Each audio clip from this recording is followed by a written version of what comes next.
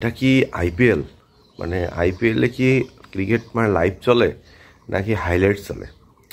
কারণটা হচ্ছে আইপিএলের যখনই টিভি খুলে খেলা দেখতে বসবেন তখনই দেখবেন যে 4 হয়েছে, না হলে ছক্কা হয়েছে, আর না হলে 2 রান।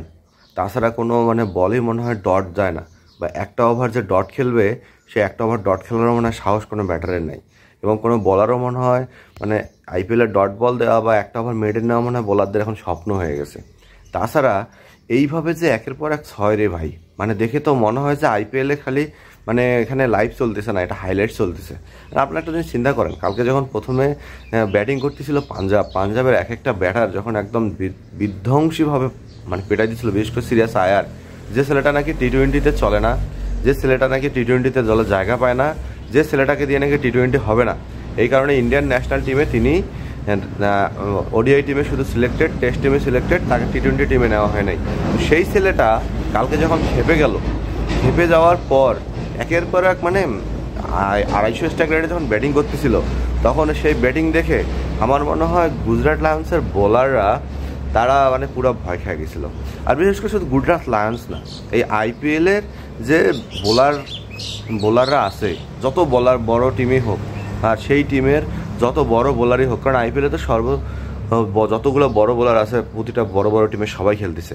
আমার মনে হয় সব বোলাররাই তাদের দুঃস্বপ্নের মতো সময় কাটাইতেছে বা দুঃস্বপ্নের মতো সময় পার করতেছে, কারণ তারা কোনোভাবেই মানে নিজের শ্রেষ্ঠ একটা বোলিং লাইন আপ সেটা তারা দেখাইতে পারতেছে না। কারণ গুজরাট লায়ন্স কিন্তু কালকে ম্যাচটা অলমোস্ট জিতেই গেছিল, কিন্তু ওই যে 17তম ওভারটা, যে ওভারটাতে ডট দিয়ে মাত্র 5 রান না 7 রান খরচ করলো, সেই ওভারেই গুজরাট লায়ন্স কিন্তু ম্যাচটা হেরে গেছে।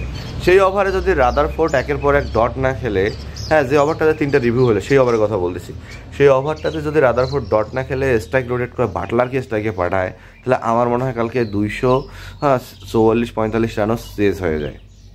মানে যেখানে ওডিআই রান হয় 250, চ্যাম্পিয়ন্স ট্রফিতে যেখানে ওডিআই রান হয়েছিল 250, সে 250 রান করাই মুশকিল, সেইখানে টি-20 ক্রিকেটে আইপিএলে হ্যাঁ অলমোস্ট 200+ প্রতিটা ম্যাচে রান হইতেছে। মানে এটা অবিশ্বাস্য। আসলে আইপিএলের কারণে আমার মনে হয় ওডিআই আর টেস্ট এটাকে মানুষ টাটা জানাবে, কারণ এমন মজা যদি পায় যে 200-250 রান চেস করবে একটা দল, একটা টিম, এবং সেই ম্যাচটা যদি মজা পায় তাহলে মানুষকে আর ওডিআই ক্রিকেট দেখবে। আর আইসিসি ইভেন্ট, বিশেষ করে আইসিসি ইভেন্ট কি থাকবে? কারণ আইসিসি ইভেন্টের এমন একটা অবস্থা, আমার তো মনে হয় আইপিএল দেখার পর আইসিসি ইভেন্টের মাথা গোনা ঘুরে গেছে।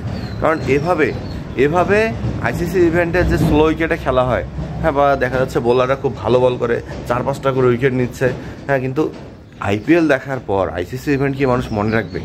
এটাই হচ্ছে এখন বড় প্রশ্ন। সেখানে আইপিএলের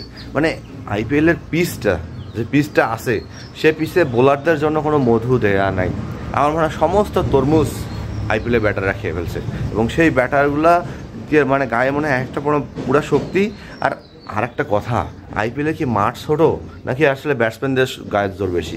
মাঠ ছোটো হইলে তো দেখা যাচ্ছে যে বল গ্যালারিতে গিয়ে পড়তো না, বল গ্যালারিতে গিয়ে পড়তেছে সেহেতু মাঠের দোহাই দিয়ে লাভ নাই। আমার মনে হয় ব্যাটাররাই বল কানেক্ট করতেছে ব্যাটে, এবং একের পর এক 6 মারতেছে। সো এই কারণেই মানে বলতে বাধ্য হচ্ছি যে আইপিএল কেন পৃথিবীর সেরা, one of the most number 1 franchise league. আর এ কারণেই আইপিএলে প্রত্যেকটা ম্যাচে দর্শক থাকে ভরপুর। এই কারণে আইপিএল প্রত্যেকটা ম্যাচ এন্টারটেনমেন্ট দিতে পারে। ক্রিকেট কাকে বলে, ক্রিকেট কিভাবে খেলতে হয়, কিভাবে আধুনিক ক্রিকেটের আধুনিকতার ছোঁয়া লাগাইতে হয়, এবং কিভাবে ক্রিকেটের গতিগোষ্ঠী উদ্ধার করা যায়, সেটা আইপিএল আঙুল দিয়ে দেখাই দিচ্ছে।